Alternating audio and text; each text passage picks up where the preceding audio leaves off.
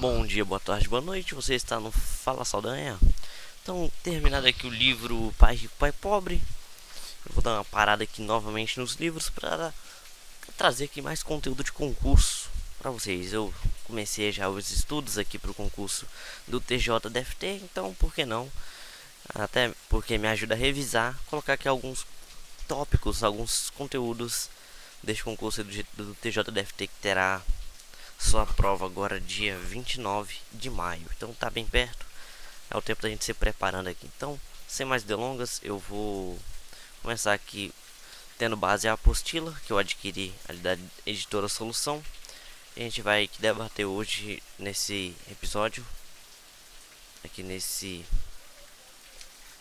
trecho, a ética no serviço público, ética moral, a ética, princípios e valores e a demais. Então, bora lá, bora começar. Tópico: ética e moral. São duas ciências de conhecimento que se diferenciam.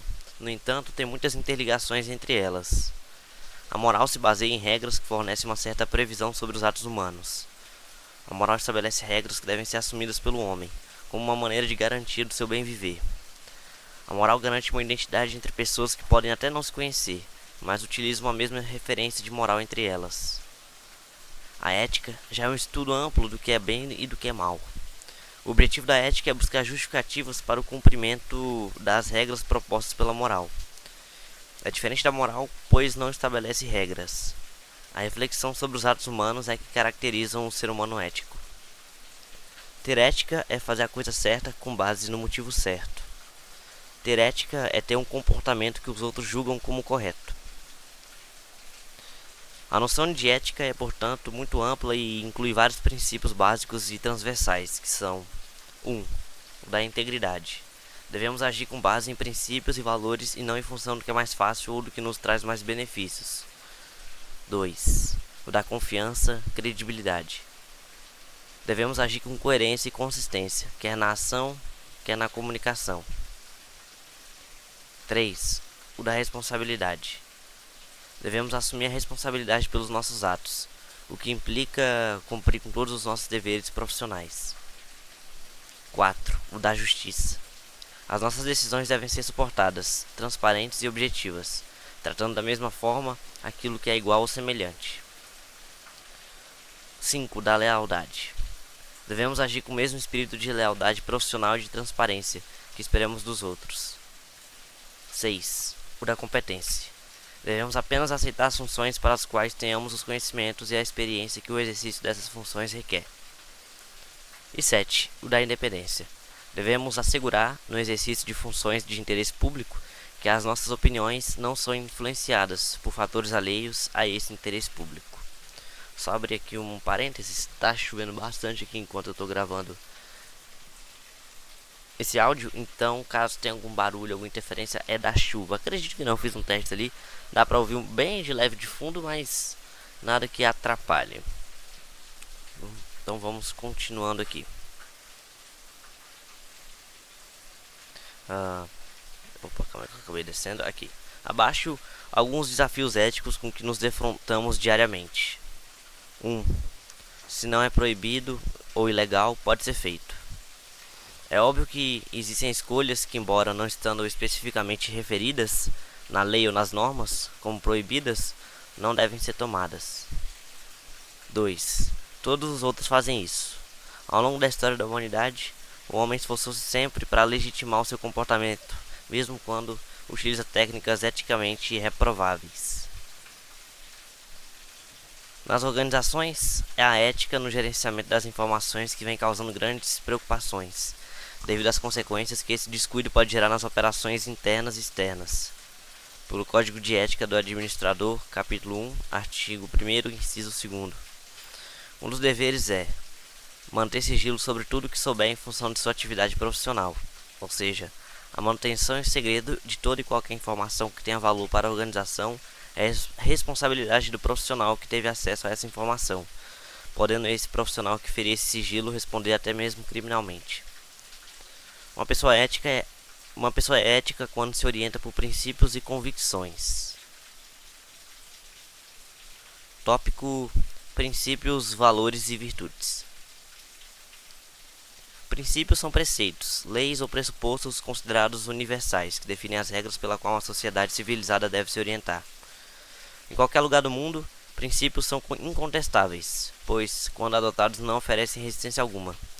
Entende-se que a adoção desses princípios está em consonância com o pensamento da sociedade e vale tanto para a elaboração da constituição de um país quanto para acordos políticos entre as nações ou estatutos de condomínio. Os princípios se aplicam em todas as esferas: pessoa, profissional e social. Eis alguns exemplos: amor, felicidade, liberdade, paz e plenitude são exemplos de princípios considerados universais. Como cidadãos, pessoas e profissionais, esses princípios fazem parte da nossa existência e durante uma vida estaremos lutando para torná-los inabaláveis. Temos direito a todos eles, contudo, por razões diversas, eles não surgem de graça. A base dos nossos princípios é construída no seio da família e, em muitos casos, eles se perdem no meio do caminho. De maneira geral, os princípios regem a nossa existência e são comuns a todos os povos, culturas, eras e religiões, queiramos ou não. Quem age diferente ou em desacordo com os princípios universais acaba sendo punido pela sociedade e sofre todas as consequências. Valores são normas ou padrões sociais geralmente aceitos ou mantidos por determinado indivíduo, classe ou sociedade. Portanto, em geral, dependem basicamente da cultura relacionada com o ambiente onde estamos inseridos. É comum existir certa confusão entre valores e princípios. Todavia, os conceitos e as aplicações são diferentes. Diferente dos princípios, os valores são pessoais, subjetivos e, acima de tudo, contestáveis. O que vale para você não vale necessariamente para os demais colegas de trabalho. Sua aplicação pode ou não ser ética e depende muito do caráter ou da personalidade da pessoa que os adota. Na prática, é muito mais simples ater-se aos valores do que aos princípios, pois este último exige muito de nós. Os valores completamente equivocados da nossa sociedade, dinheiro, sucesso, luxo e riqueza, estão na ordem do dia, infelizmente. Todos os dias somos convidados a negligenciar os princípios e adotar os valores ditados pela sociedade. Já as virtudes, segundo Aurélio, são disposições constantes do espírito, as quais, por um esforço da vontade, inclinam à prática do bem. Aristóteles afirmava que há duas espécies de virtudes, a intelectual e a moral. A primeira deve, em grande parte, sua geração e crescimento ao ensino, e por isso requer experiência e tempo, ao passo que a virtude moral é adquirida com o resultado do hábito.